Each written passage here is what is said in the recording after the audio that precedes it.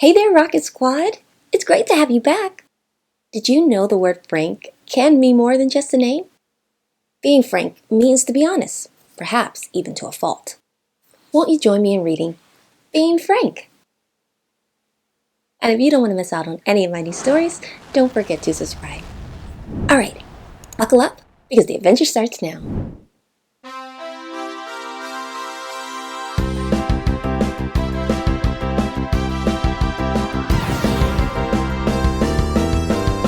Reading Rocket. Being Frank. Written by Donna W. Earnhardt. Illustrated by Andrea Castellani. Frank was always frank. "Honesty is the best policy," he said. Frank never lied to his schoolmates. "Your freckles remind me of the Big Dipper," he told Dottie. Dottie pulled her hood over her face. "Your singing is kind of streaky," Frank told Carol. Carol stomped away. Frank always told the truth to adults. "Your breath smells funny," he told his teacher, Miss Saroma. She sent Frank to the principal's office. "Your toupee looks like my pet weasel," he told Principal Wiggins. Mr. Wiggins called Frank's mom. "You wouldn't get so many wrinkles if you didn't glare at me like that," Frank told his mom on the way home. "And, by the way, you're speeding."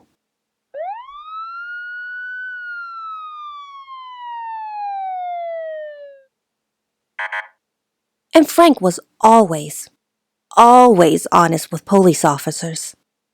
"Yes, officer," he said. "She knew how fast she was going. I told her." Frank was very proud of being Frank. But other than police officers, adults weren't as impressed with Frank's honesty as he thought they should be. "You'll have wrinkles one day, too," Mom said, rubbing on some lotion. "Some things are better left unsaid," said Mr. Wiggins, adjusting his toupee. "You don't have to say everything you're thinking," said Miss Saroma, popping a mint in her mouth. Frank's schoolmates weren't impressed either. "My freckles do not look like the Big Dipper," Dottie said. "And my mother says I shouldn't listen to you." "I'm still going to sing in the talent show at the school carnival tomorrow, but I'm not going to ride the Ferris wheel with you," Carol told Frank. "But we always ride the Ferris wheel together," Frank whispered. Everyone was upset, and now Frank wasn't so happy either. Frank clipped his toenails and alphabetized his bug collection, but he didn't feel any better. So he walked down the block to Grandpa's house. Grandpa Ernest was on the porch clipping his toenails. "Incoming!" he yelled. Frank ducked. "What's up, Frank?" Grandpa said. "Everyone is mad at me for being frank. I'm not sure honesty is the best policy anymore." "That used to happen to me too," said Grandpa. Mrs. Peacock walked by and straightened her massive hat. "It's new! Do you like it, Ernest?" Frank thought the hat looked like a flower store on Mrs. Peacock's head. "Well," Grandpa said, "there are an awful lot of flowers up there, but my favorite is the purple one in the middle." "Thank you," Mrs. Peacock beamed. "Toodaloo." Frank couldn't believe his ears. "Grandpa, you lied." "No, Frank, I told the truth. I really do like the purple flower best. I talked about the good things in her hat, instead of the not-so-good things." Grandpa's best friend, Mr. Pickles, pulled up in his truck. "Try this relish," he called, handing Grandpa a jar and a spoon. "I've got a cold and can't taste a thing." Grandpa scooped a spoonful of relish into his mouth. His nose twitched. His eyes watered. His hair stood on end. "Give it to me straight, Ernest," said Mr. Pickles. "I can't sell it if it's no good." Grandpa wiped his eyes. "More sugar, less pepper." Mr. Pickles grinned and shook Grandpa's hand. "Back to the drawing board. Thanks for your help." "Grandpa, he didn't get mad at you." "That's right." Grandpa drank some water. "He asked me for the truth, and I gave it to him." Frank sighed. "So I shouldn't give the truth unless someone asks for it?" "You should always give people the truth," Grandpa said. "You just have to find the right way to serve it."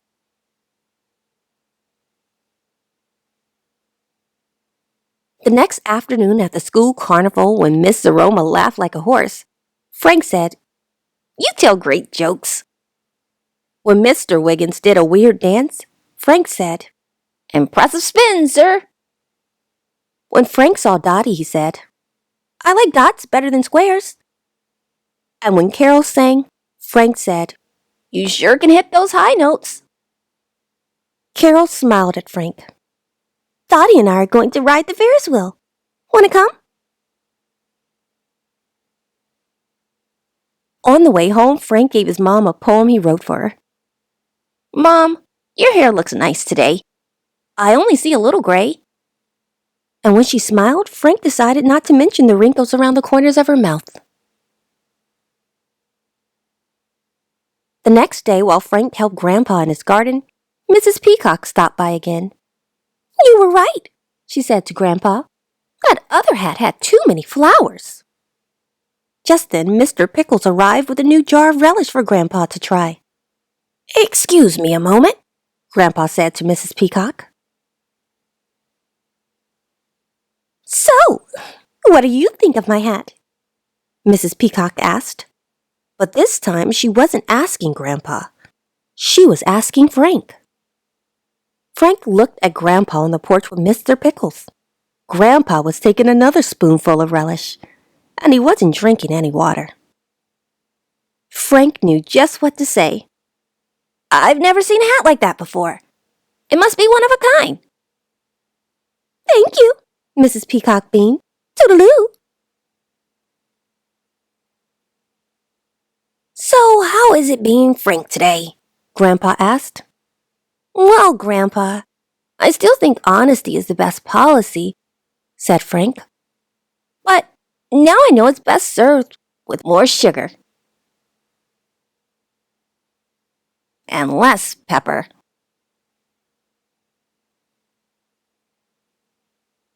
All right, my reading pals, remember to always tell the truth. And if you're going to be honest, remember to sprinkle it with kindness. Keep shining bright. See you at our next story.